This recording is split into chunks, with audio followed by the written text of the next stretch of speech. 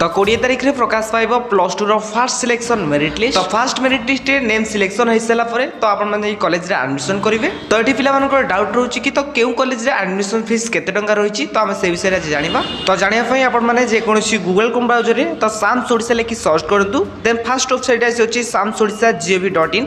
Then तारे पर आपने क्लिक करेंगे। तो यार तलकू तलकू स्क्रॉल कला तो देखिए मुझे तलकू तलकू स्क्रॉल करूँ तो लिखा है कि higher secondary school plus two. Then तारी पर आपने क्लिक करेंगे। तो मुझे क्लिक करुच्ची।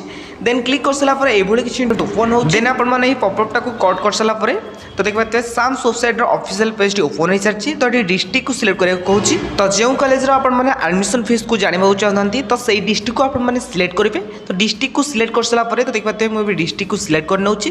देन डिस्ट्रिक्ट को सिलेक्ट कर सारा तो ये कॉलेज को सिलेक्ट करेंगे। तो कॉलेज को मुझे सिलेक्ट कर नौची।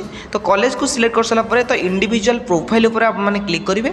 तो क्लिक करी आपने किसी समय वेट करेंगे। तो वेट कर सारा देखिए ये किसी इंटरव्यू ओपन हो। तो ये देखिपे से कॉलेज ऑफिशियल पेज आसीगला।